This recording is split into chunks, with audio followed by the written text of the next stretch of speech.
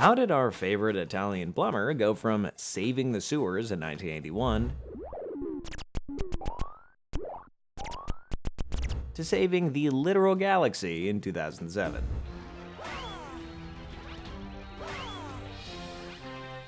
Yeah, that's right. Today, we're going to talk about Mario, who's had many interesting roles, from being a vicious animal torturer to being a literal doctor without a degree. Yep, we're going to cover it all. So, as our beloved Italian plumber would say, let's go!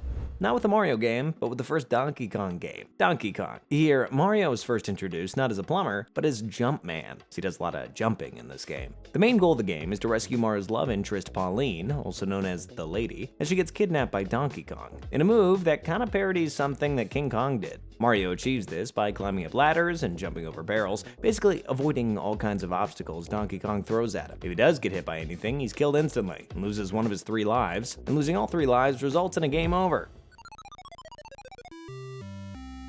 He can pick up hammers that destroy obstacles and increase the player's score, but they only last for a certain time, so you gotta be careful. The gameplay consists of a series of levels that get more difficult the more you progress. Once you complete the first level, you'll face the boss level. Once you collapse the building, Donkey Kong is on, and he falls to his death, after which you save Pauline. Yeah, after that, the game restarts back at the beginning, where after completing the first level, a new more difficult level gets added on before the boss level. This repeats and repeats until players reach level 22, where a bug activates a kill screen that ends the game. However, recently, some players have been able to reach level 135 by bypassing the kill screen through a glitch, so maybe there really is no end to this game.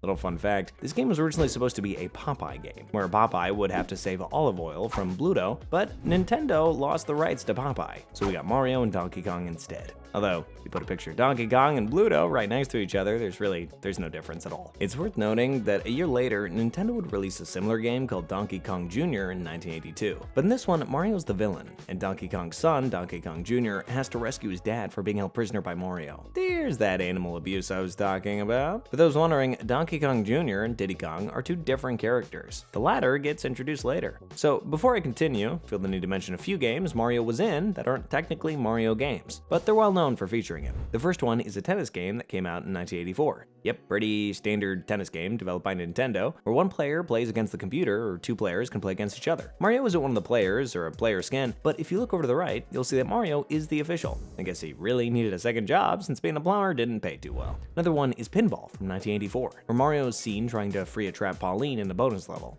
After freeing her, you still have to catch her from falling and carry her over to the exit. 1984's Golf, which you could argue is the first ever Mario golf game, had the main character look like Mario as he played golf, and that's about it. And in 1985, Wrecking Crew was released, where Mario attempts to destroy objects with a large hammer as he's chased by enemies and fireballs. This game also introduced the minor antagonist Foreman Spike. You might already know this dude if you've seen the new Super Mario Bros. Film, where he's one of the antagonists, so it's a nice little Easter egg. Hey, Spike.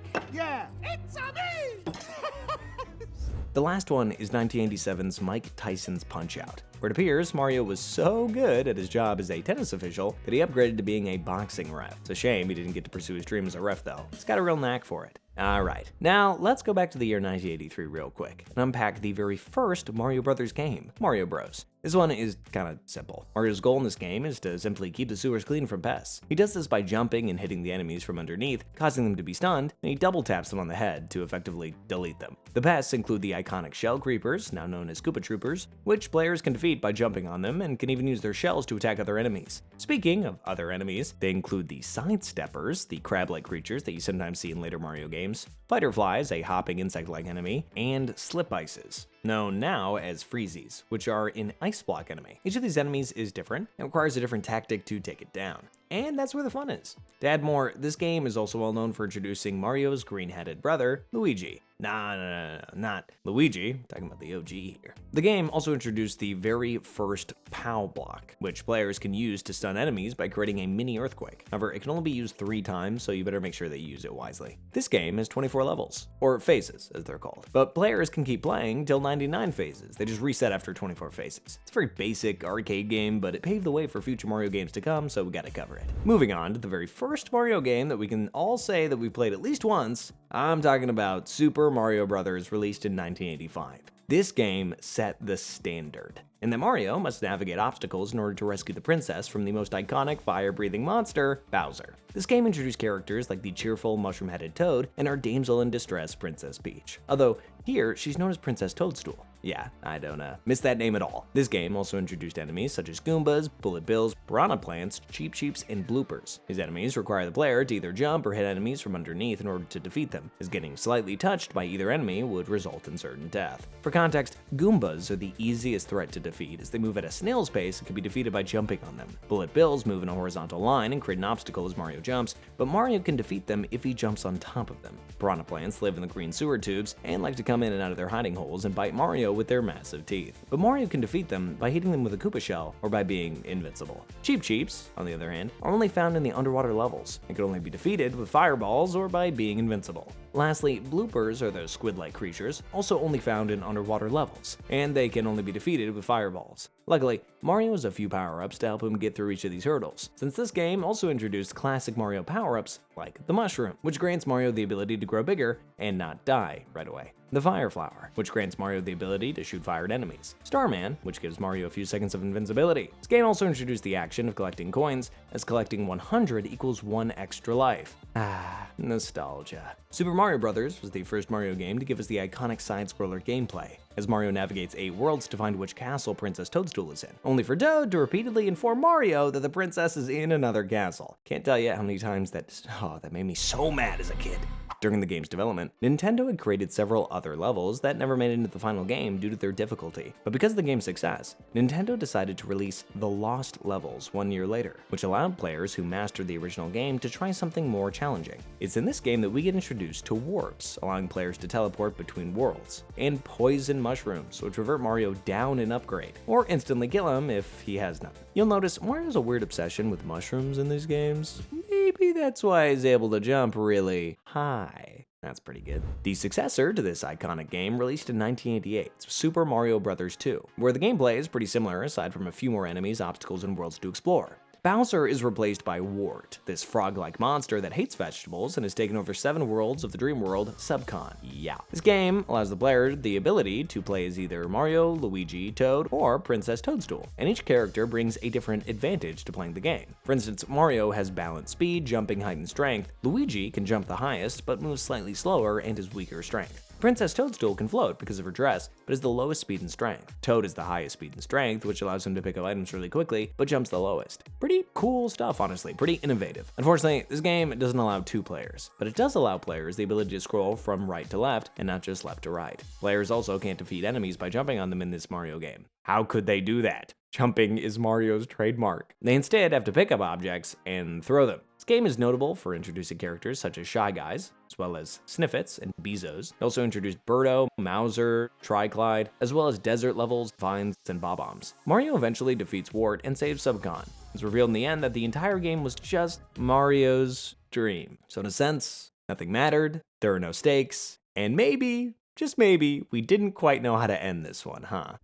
The next Mario game released in the same year was Super Mario Bros. 3. The plot is somewhat similar to the first Super Mario game in that you have to, once again, rescue the princess from Bowser. Typical. But the majority of the game is Mario freeing the Mushroom Kingdom from 7 of Bowser's children called the Koopalings, or Koopa Kid if you only refer to one of them. You gotta rescue each king that rules over each world and retrieve the stolen ones that keep the worlds in order. Speaking of worlds, this game was the first to introduce an overworld map, something future Mario games could make a staple in each game. This game also introduced enemies such as cannons, which can fire anything from cannonballs to bullet bills. And it also introduced the characters Dry Bones, Thwomps, Boos, and Chain Chomps. Apart from this, good old Koopas can now throw boomerangs. The list doesn't end there though, because the game also introduced power-ups such as the Super Leaf and the Tanuki suit, which allows Mario to fly and float, the Frog suit, which increases Mario's ability and speed underwater, and the Hammer suit, which gives Mario the ability to fight back and throw hammers at his enemies. This game's legacy is pretty timeless, and certainly helps cement Mario as the next big gaming franchise. This next Mario game is an odd one, so I'm not going to dwell on it too long.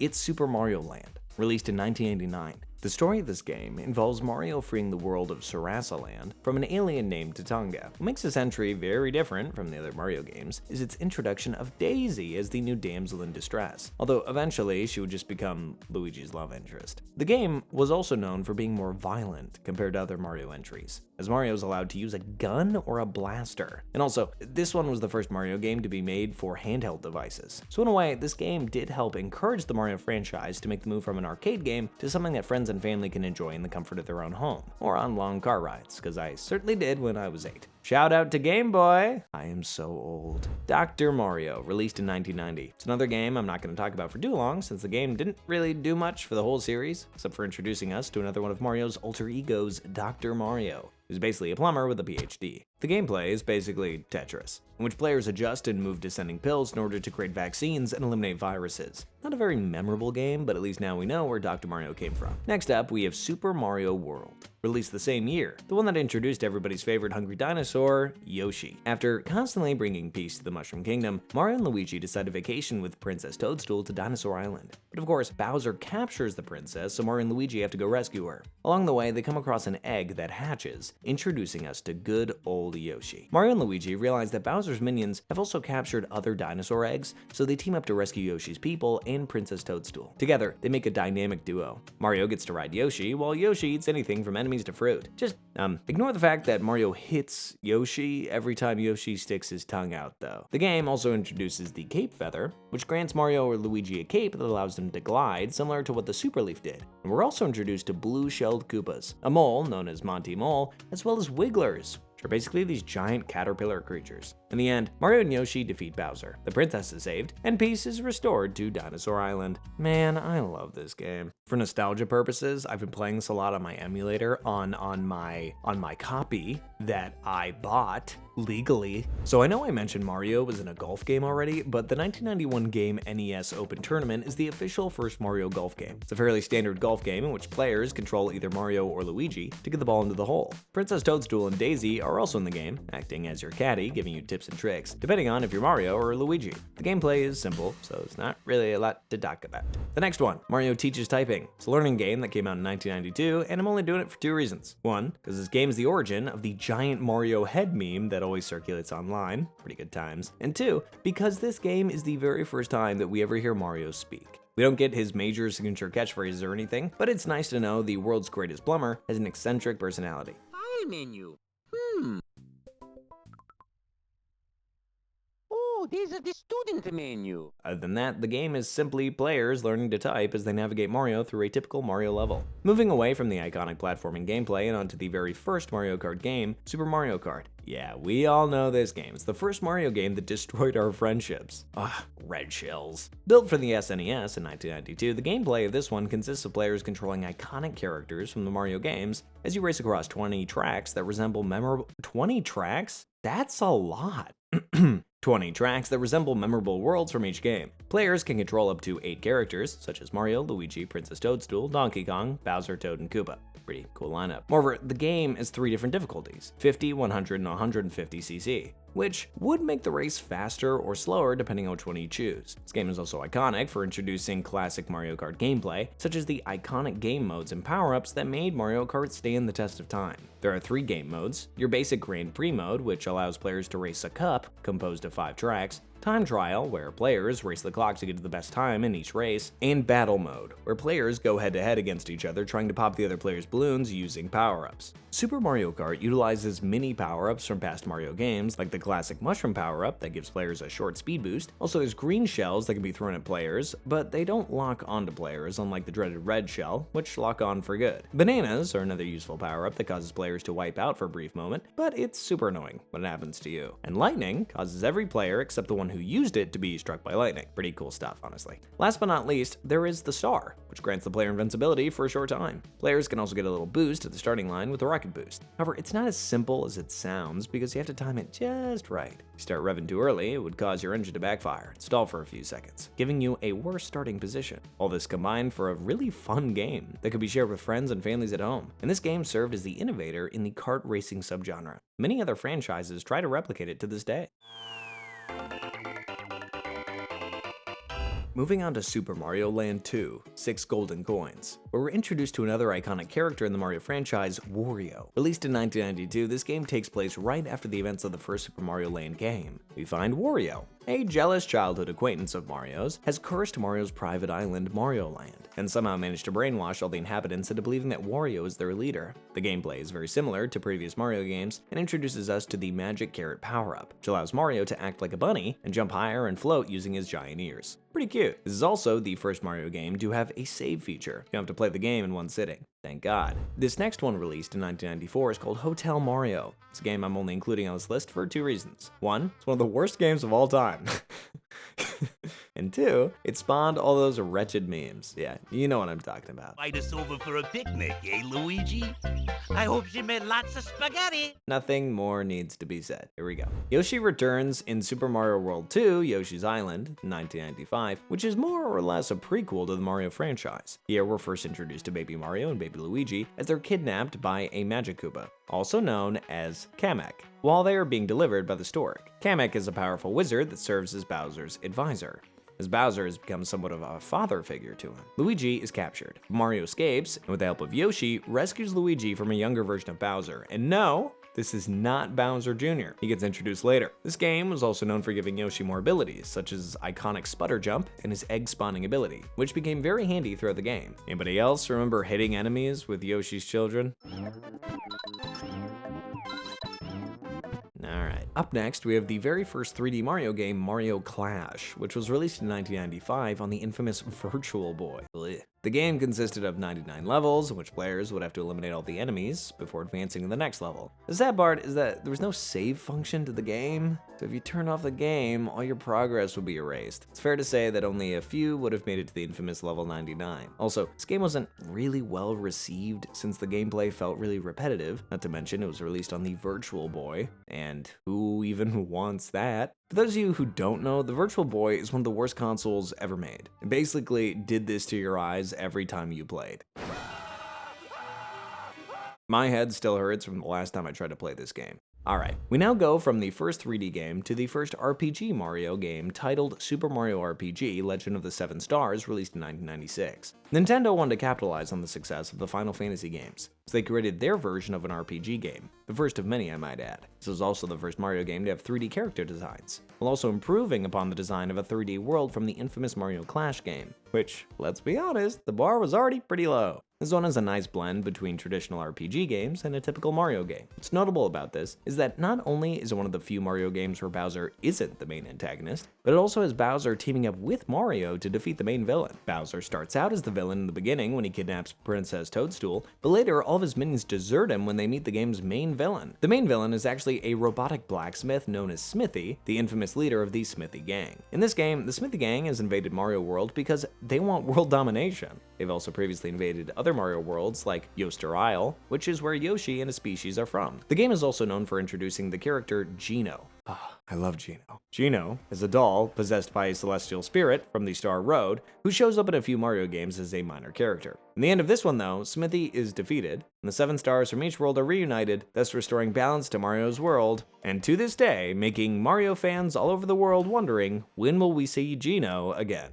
And now we've reached the greatest Mario game ever, which might possibly be the greatest video game of all time, Super Mario 64. It was released in 1996 for the Nintendo 64, and this game completely revolutionized 3D platforming with its 360 camera, giving Mario the ability to double jump, climb, grab ledges in any direction. Mario also now uses a health point system, instead of his health being based on how many mushrooms or power-ups he's eaten. It's also the first major game in which we heard Mario give us his signature catchphrases.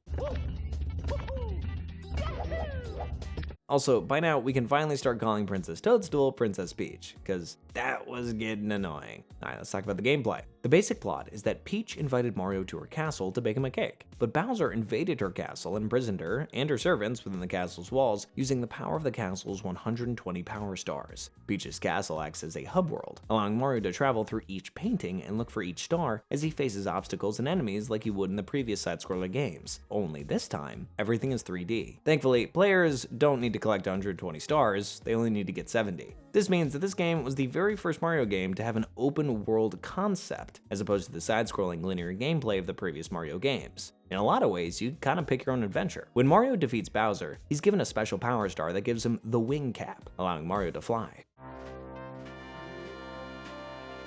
In the end, Peach is grateful to Mario for rescuing her, and rewards him with the cake that she promised him, as well as a kiss on the nose. This game was also the first time we saw penguins in the Mario universe, so that's kind of a cool fun fact.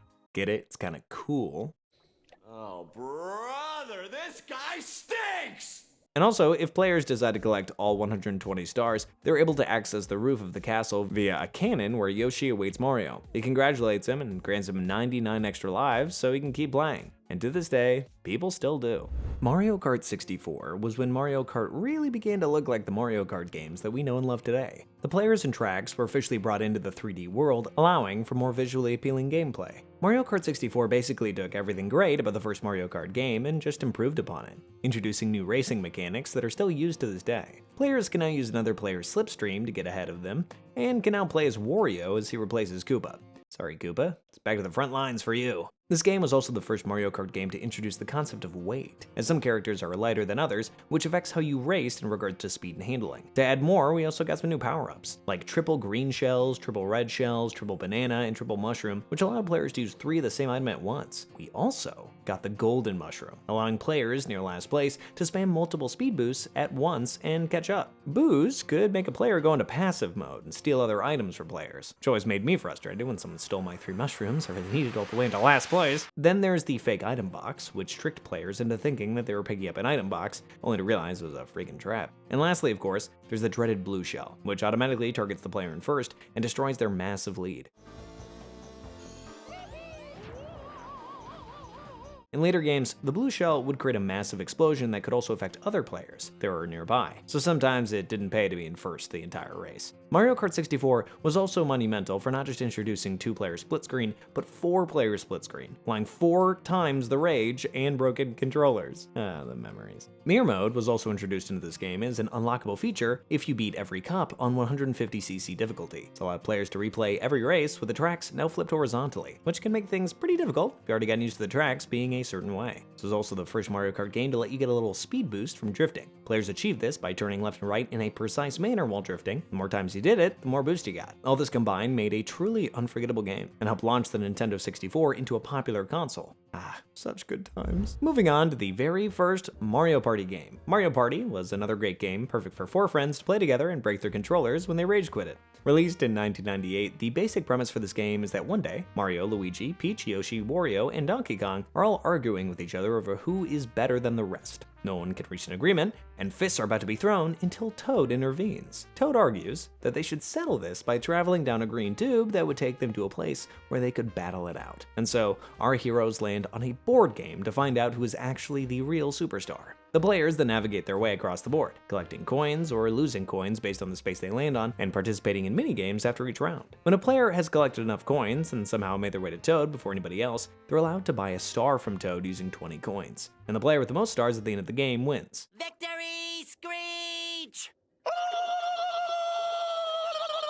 In each minigame, players get a certain amount of coins based on how they played, with the winner of each minigame getting the most coins. Sometimes, players are also put against other players either in a 2v2 situation or a 1v3 situation, which creates temporary alliances between your friends before you go back to kicking their butt once the minigame is over. And just like every Mario game, players can fight items along the way that can help them gain an advantage, like the mushrooms or the warp blocks. Basically, any classic item from past Mario games could help you on your journey. All this laid the foundation for future Mario Party games to come, and they got better with each entry for the most part.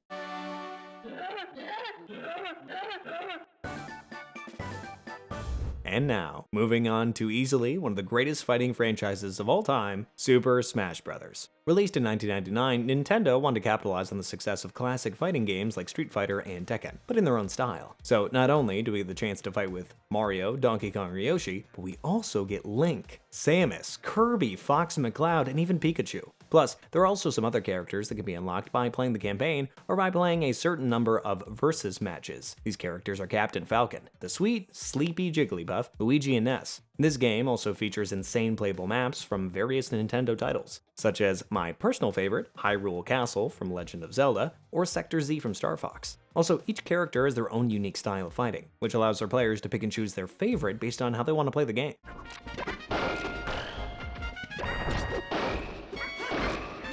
You start out with 3 lives, which can be customized in the menu, and you win when everyone else has lost their lives, either by getting knocked out by the other players, or by being an idiot and falling off the map. I'm definitely too good to ever do that. Each player's health is based on a percentage, so with each hit the percentage goes up, making them more and more susceptible to getting knocked out of the map. Just like Mario Kart and Mario Party, this was another game where you could have a blast with your friends, allowing for 4-person multiplayer, 4 times the fun, and 4 times the outrage. Mario Party 2 was in many ways very similar to the first one, so we don't really have to talk about it too much. Released in 1999, the plot is basically the same, except in this one, the characters created a new land, but each one of them wants to name it after themselves. After all that, there's a Bowser attack, but everyone is too busy arguing over who's better than the rest, so Toad proposes that whoever defeats Bowser gets to name the land after themselves. Players then choose who to play as they battle it out like the previous Mario Party game, but there are some minor differences. Like, this game introduces shops, where players can buy items to help them gain an advantage in winning the game. The game also added 15 more minigames to its roster, as well as introducing some new minigame types, such as Battle,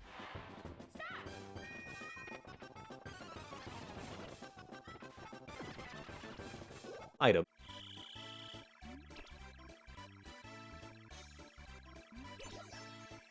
and Duel.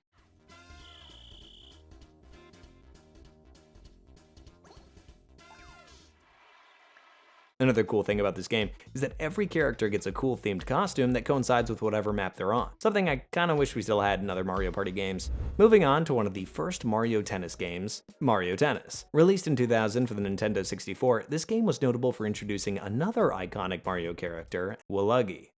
Waluigi. Waluigi was designed to be Wario's partner for this game, and has since been his partner in crime. And no, they are not brothers. But he's basically the evil version of Luigi.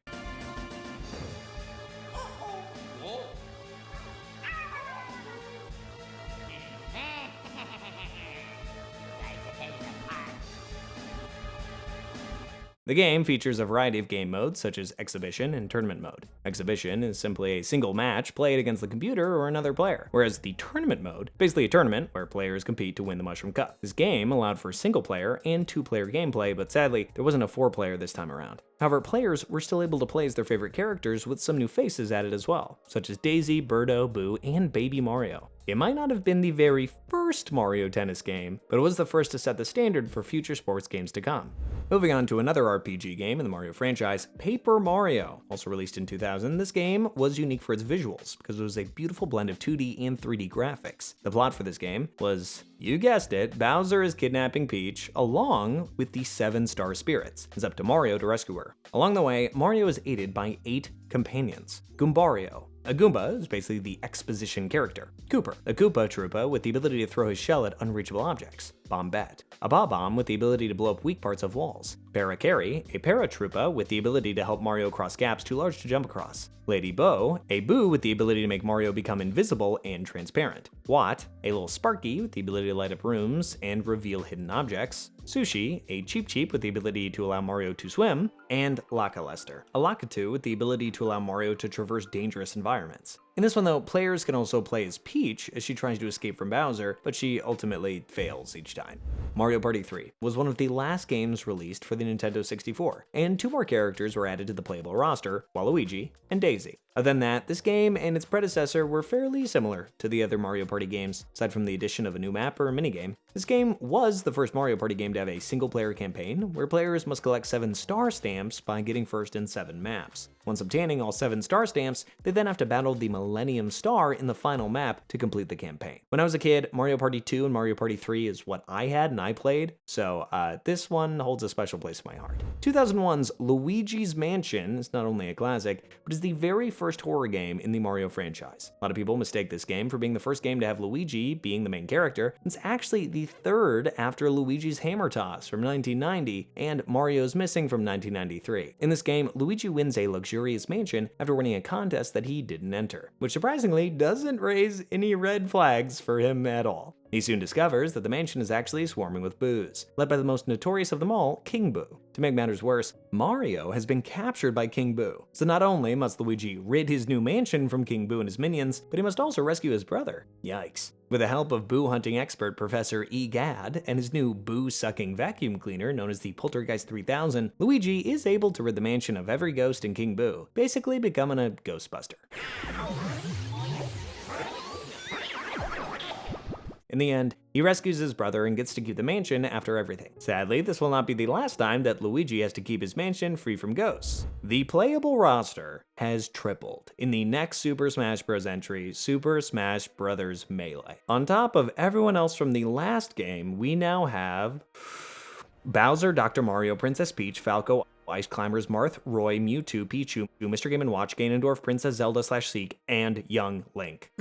Aside from new characters, the game also introduced a couple single-player modes, such as Adventure Mode and All-Star Mode. Adventure Mode was basically the equivalent of a campaign, which players would travel to several predefined worlds and battle it out with whatever character was associated with that level. And All-Star Mode involved trying to defeat every character in the game with only 1 life, and 3 health supplements between battles. Wow. To add more, this game also introduced collectible trophies, allowing for players to collect figures of each character and items and learn more about them, as well as Nintendo's history. With more characters from more universes being added on, you can bet there were also new maps, such as Princess Peach's Castle and Pokemon Stadium. And yep, all this combined, we can say that this one has definitely stood the test of time. Now, let's take a little vacation to Isle Delfino for our next entry, Super Mario Sunshine. Released in 2002, this game begins with Mario and Peach, along with Peach's loyal caretaker, Toadsworth, on their way to spend a relaxing vacation at Isle Delfino. However, when they get there, they find the place has been covered in some sort of paint-like goop. Mario is then given a sentient hover nozzle, a device that shoots water and can act as a water jetpack. This device was also created by Professor Egad and is known as FLUDD, or a Flash Liquidizer Ultra Dousing Device. Pretty cool. Mario used this device to clean up the goop and save the day. Instead of being praised like a hero, he gets arrested. Turns out that Mario has an imposter called Shadow Mario, who's going around creating the goop, covering this once brightly shining island in darkness. Mario is then charged to clean the island from all the goop he apparently created, while at the same time trying to find Shadow Mario. Eventually, he discovers that Shadow Mario is actually Bowser's son, Bowser Jr. in disguise. Like father, like son, Bowser Jr. then also kidnaps Peach? Turns out he did all of it because he wanted to make his dad proud and because Bowser told him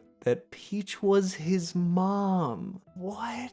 Mario then defeats Bowser Jr. in his Shadow Mario disguise, but it's at the cost of FLUDD being destroyed. Bummer. However, life is again restored in Isle Delfino, and Mario and Peach finally get to enjoy their vacation together. The vacation starts now.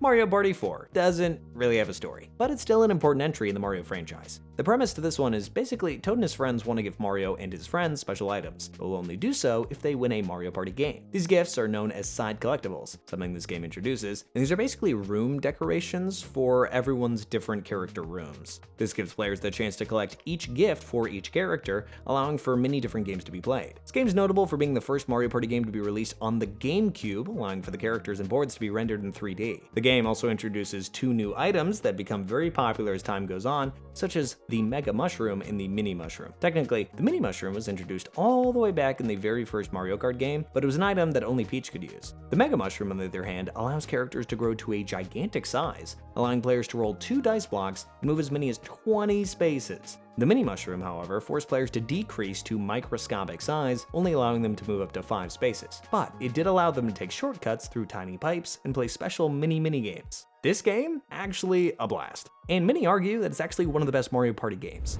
Alright, here we go. We're going back now to Mario Kart, so we can talk about a very unique entry in the franchise, one that I still play to this day, Mario Kart Double Dash. Released in 2003, this was a game that was made for 2 players. Here, 2 characters operate a vehicle, where one person drives and the other one uses the items, with the option to rotate the assigned duties during the race. So you could have a lot of fun with this concept, like pairing Mario with his brother Luigi, Bowser with his son Bowser Jr., or Toad and his female doppelganger Toadette. Yeah, Toad now has a female companion. This also meant Waluigi and Daisy were now added to Mario Kart, so you could pair them up with anybody, including each other, which might have made Luigi, a little jealous. Picking your partner was also important, since the different character weights still applied in this game and would affect how the car handled. It meant that players had to still be strategic in who was riding shotgun with them. Kart customization was also introduced in this game, which no longer limited players to the default kart. This, combined with balancing out the character's weight, allowed for more variety to how this game was played. And of course, more fun. This game was also the first Mario Kart game in which players could pick up 2 items at once, an idea that would become a standard by the time of Mario Kart 8. The game, as a whole, was a really fun concept. Personally, I wish they'd bring it back.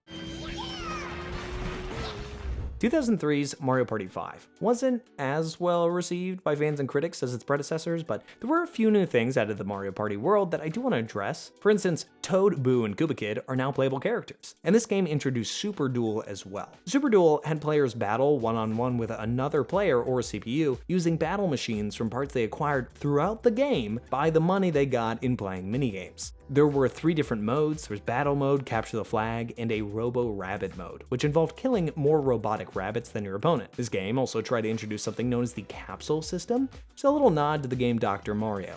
Basically, they allowed players to gain an advantage by placing capsules on random spaces that would create a trap for your opponent. The idea sounds fun, but it wasn't well received by fans and critics, especially since it replaced the items from previous Mario Party games. On the bright side, developers learned their lesson and gave us Mario Party 6 the very next year, which had a more positive reaction. However, the one big criticism with the game was the necessity to use the GameCube's microphone during some of the mini-games, as the microphone didn't really work. If anything, this game did introduce day and night mechanics for each of the boards and minigames, which would change after a certain number of turns. What would happen is, depending on the time of day, certain paths or characters would be available, which would require players to be strategic in their gameplay. Although, this is Mario Party we're talking about, so whatever they're gonna do, 99% of gameplay will just be luck. Sadly, the game was still criticized for a lack of originality, but it did allow for Toadette to be a playable character, so I'll let you decide.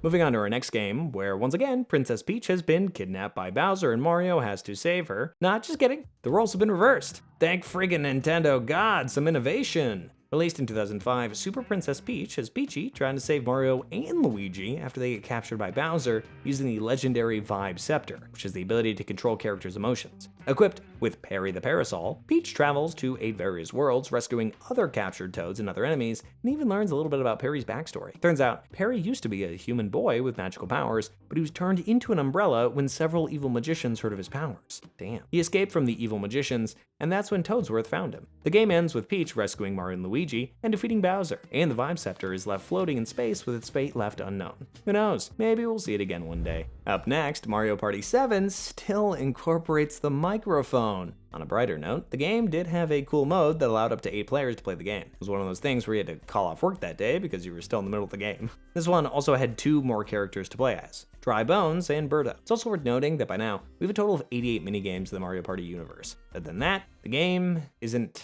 as memorable. 2005's Mario Kart DS was the first Mario Kart game I ever played as a kid, and was the sole reason why I got a Nintendo DS. That and that weird Transformers game where you like tapped the screen to transform, whatever. Finally, we could play Mario Kart in the backseat of our mom's car, as well as play with friends, as this is the first Mario Kart game to be played online, at least as long as your friends had a DS. Mario Kart DS was everything that you could want in a Mario Kart game, incorporating all the past tracks and characters, even making Dry Bones and Rob playable characters. It's also the first Mario Kart game to have the iconic Bullet Bill power-up, which everyone wanted to get when they were in last place. It immediately shot the player to the front of the line, or somewhere near it.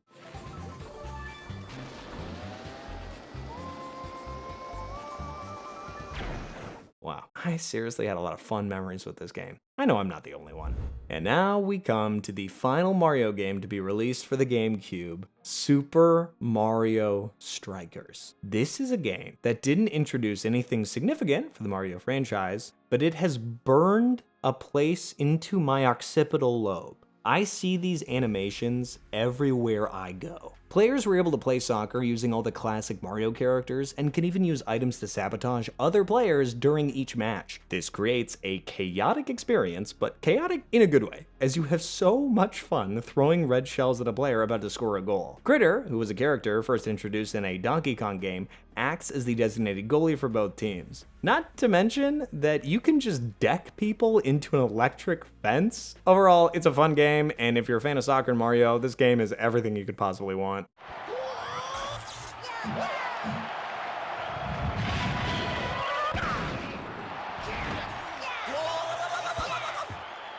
In 2006, we saw a return to form for the Mario games with the release of New Super Mario Bros., released for the Nintendo DS. This game brought back the side-scrolling adventures of Mario, and this time with HD graphics. What's cool about this one is that Mario can now implement all the cool moves that he learned in the 3D games, like wall jumping and triple jumping.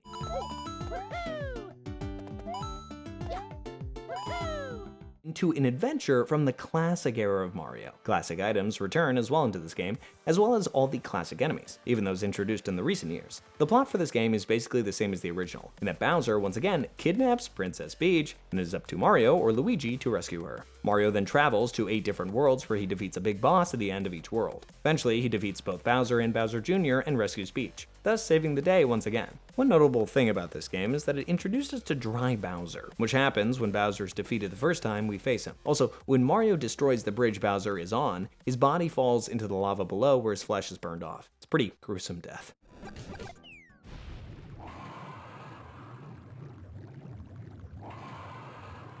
At the end of the game, Bowser Jr. throws Bowser's bones into a melting pot. The bit of magic resurrects Bowser for one final battle. In the end, Bowser and his annoying son are defeated, and Mario is able to save the princess.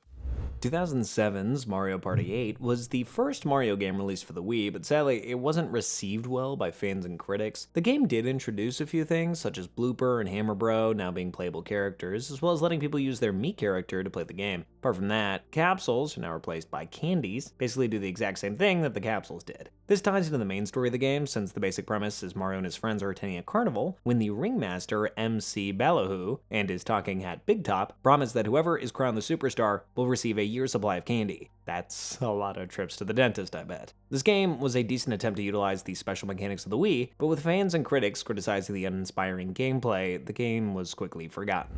But I'll tell you one Mario game that isn't forgotten about: Super Mario Galaxy. Where do I even begin with this one? What started out as a tech demo for the GameCube back in 2000 turned into one of the best Mario games of the franchise. In this one, Mario's adventure becomes limitless as he journeys from Peach's castle to the very center of the galaxy. This game is basically Super Mario 64 in space. The game opens with Bowser having mastered space travel, and one day he attacks the Mushroom Kingdom with a fleet of airships and his massive flying saucer. But this time, he doesn't just take Peach hostage, he kidnaps the entire castle. Mario tries to hang on as they enter space, but Kamek blasts him to the vastness of space. Mario then crashes into a small planet where we are introduced to Rosalina, a guardian of the cosmos and caretaker of the Luma and its brethren. They reside in the Cosmic Observatory, which acts as the game's hub world, as she informs Mario that Bowser attacked the observatory and stole the power stars that power it. She then tasks Mario with reclaiming all the power stars and bestows upon him the power to travel through space. After that, accompanied by Luma, Mario collects all the power stars using the observatory to travel through space, and finally confronts Bowser on his planet. He defeats him and watches as the entire universe collapses into a massive black hole. The Lumas then sacrifice themselves and destroy the black hole, creating a massive supernova that recreates the universe.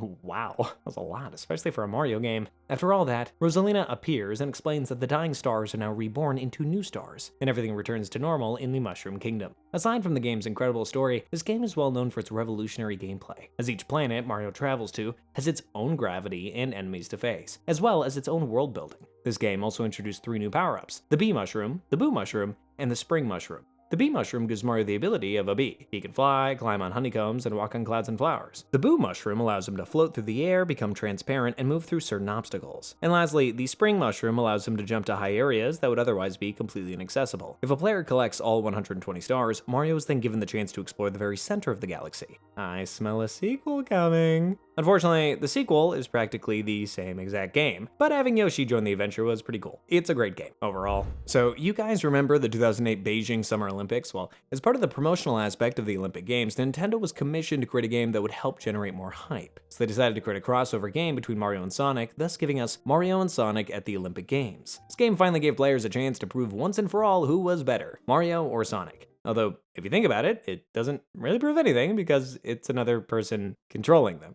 The game had all the classic Summer Olympic sports to choose from track and field to archery to fencing, and it was a lot of fun. The game was made for the Wii, which made every event even more immersive, as if you were actually participating in the sport. This would become the first of many Mario and Sonic Olympic sports games, as with each Olympics, a new game would be released, with new sports and more characters to play. Alright, now let's go back to the world of Super Smash Bros. And talk about the next entry, Super Smash Bros. Brawl. Released in 2008, this game was made for the Wii. Just like last time, the roster has tripled. We now have Wario, King Dedede, Meta Knight, Charizard, Diddy Kong, Sonic, Olimar, Pit, Rob, Snake, Squirtle, Lucario, Ike, Zero Suit Samus, Wolf, Ivysaur, Lucas, and Toon Link. We also got several new maps, as there have been a lot of new games since the last Super Smash Bros., like Delfino Plaza from Super Mario Sunshine. It's also the first Super Smash game to introduce Final Smashes. Final Smashes, basically like a last resort kind of attack. Players can execute them only when the Smash Ball floats down into the arena, and they hit it enough times until they become possessed by the Smash Ball's power. The player can now execute the Final Smash on other players, and do some serious damage. Each character's Final Smash is completely different. Some require precision and accuracy in order to execute it, so you better be careful to not waste it.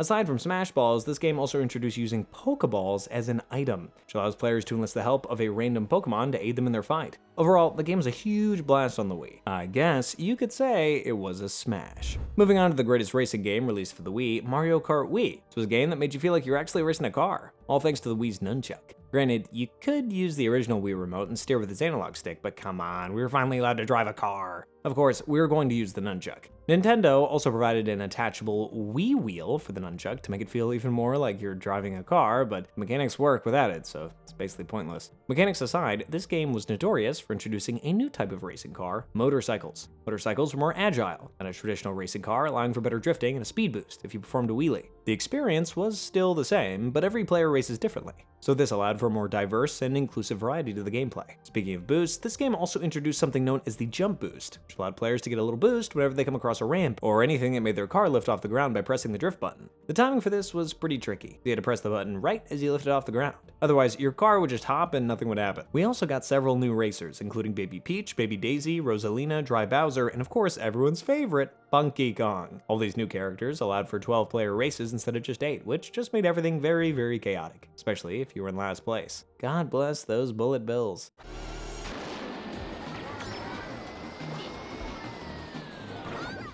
2009's new Super Mario Bros. Wii once again goes back to the classic era of Mario and gives us another side-scrolling adventure with enhanced 3D graphics. What makes this one unique is that it's the first side-scrolling Mario game to allow simultaneous multiplayer during each level, something developers had tried many times to do in Super Mario 64, but couldn't because of the hardware's limitations. This allowed for up to 4 players to control either Mario, Luigi, or a nameless yellow or blue toad and traverse the level together. If one character died, they would float around in a bubble waiting for whoever was still alive to pop them without losing any forward progress. Pretty cool. It's also possible for players to help each other clear the level by giving each other a boost, or by throwing each other. Sometimes you could also throw your friend to their certain death, so that's also fun. On top of this, the game introduced a few new power-ups: the propeller suit, the penguin suit, and the ice flower. The propeller suit allowed for Mario to fly for a short time by shaking the Wii remote, and then float down gracefully, or quickly, if you press the down button. The penguin suit allowed for tighter control on ice and water, as well as giving players the ability to slide on ice and water. The ice flower, though, wasn't technically introduced in this game. It's introduced back in Mario and Luigi Partners in Time, and first used in Super Mario Galaxy, but it was here in this game that it officially became the fire flower, but with ice. And the power-up is basically just that, as it allows Mario, or whoever you're playing as, to throw ice at enemies. Very similar to how the Fire Flower works. The game was an instant hit with fans and critics. 3 years later, we got a sequel, New Super Mario Bros. 2, which was just as good.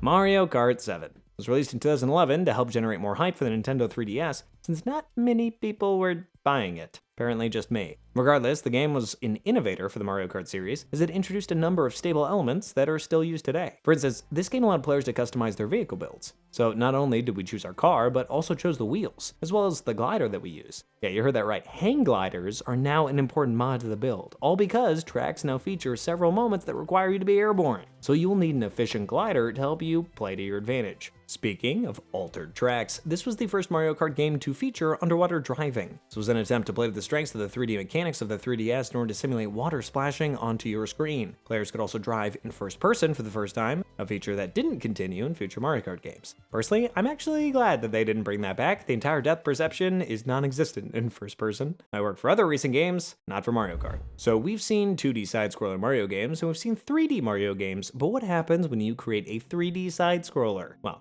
you get Super Mario 3D World. Released for the Wii U and Nintendo Switch in 2013, this game is the sequel to Super Mario Bros. 3D Land released for the 3DS. Instead of being limited to going left and right, players now have the opportunity to freely roam in any direction as they advance to the next level. It's an amazing concept, all because it blends both the classic era of Mario with the modern era of Mario games. Nice. We also get some new power-ups in this one, such as the Super Bell, which gives Mario cat-like powers, allowing him to climb on walls and run faster. We also got something called the Double Cherry, which allowed Mario to clone himself and give him a better chance of survival, especially during combat. There's also no limit to the number of clones, so you could have like 3 or 4 Marios on screen if you wanted. Other than the camera making things difficult during multiplayer, this game is considered one of the best Mario games. Not very hard to see why.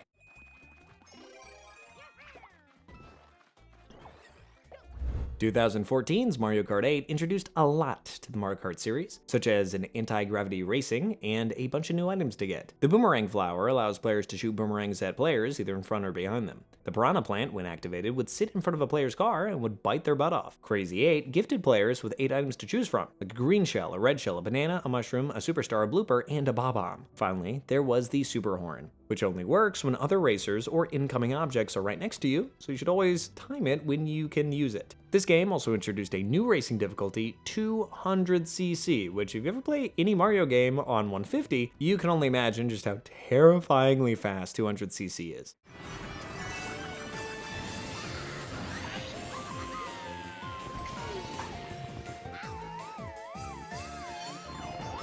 When this game was released, it was praised for all of its features and new graphics, but the battle mode was kind of criticized because the tracks are just like the racetracks, but in other modes. This made no sense, especially because the battle modes from previous Mario Kart games had their own unique arenas. This caused Nintendo to release another version of the game, Mario Kart 8 Deluxe, which fixed the problems of the battle mode. If you ever want to play this game, I highly recommend you get the deluxe version. I mean, why wouldn't you? Is it possible to get the base version? I don't know. 2015's Super Mario Maker is a game that is long overdue. It finally gives fans the chance to design and create their own Mario levels. What more could you want? After years of scrolling left and right through levels handcrafted by experts, you finally got the chance to be the expert. But what's really fascinating about this game is how much it united fans and the online community. Once a person designed and completed a level, they could then post them online for others to play and try to beat. This allowed for newcomers to try easy levels, and for hardcore fans to try levels that had a 0.0000001% completion rate. Wow. Players could also design levels using graphics and software from previous Mario games, even all the way back to the very first Super Mario game. The world was yours, literally. The game was so successful that a sequel would be released 4 years later, Super Mario Maker 2. Both games shared a lot of the same elements, but the sequel introduced a campaign, as well as the ability to create a 3D level like in Super Mario 3D World.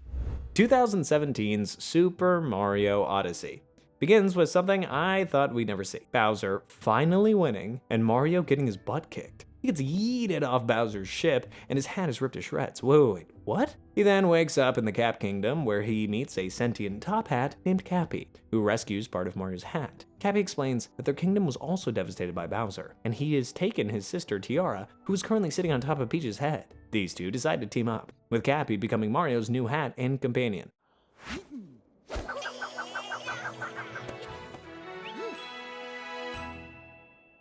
Using Cappy, Mario is now able to possess other creatures or objects and use their abilities, from bullet bills to tanks known as Sherms. Together, they travel to many different kingdoms using their airship, the famous Odyssey, and eventually they make their way to the moon where they crash Bowser's forced wedding to Peach. You go, guys. Their fight takes them to the center of the moon, where Mario possesses an unconscious Bowser and they escape back to the surface. Mario then leaves Bowser and Cappy and Tiara reunite. Mario also takes this opportunity to propose to Peach. But then Bowser awakens, and then he tries to propose first. The two of them fight for Peach's hand when she suddenly stops both of them and leaves them both on the moon. In an ironic moment, Mario comforts a grieving Bowser, now understanding what it is like to be rejected by Peach. But then Peach lets Mario come with her, and Mario makes sure Bowser stays on the moon when he tries to leave. I guess some things don't change. And that brings us to the most recent Mario game released in 2025, Mario Kart World. This is the first Mario Kart game to have an open world concept since there isn't a Grand Prix race mode. Instead, players must drive to the next course, similar to how the open world concept works in Forza Horizon. This also allowed for players to free roam across the world, even driving off the track with no consequences.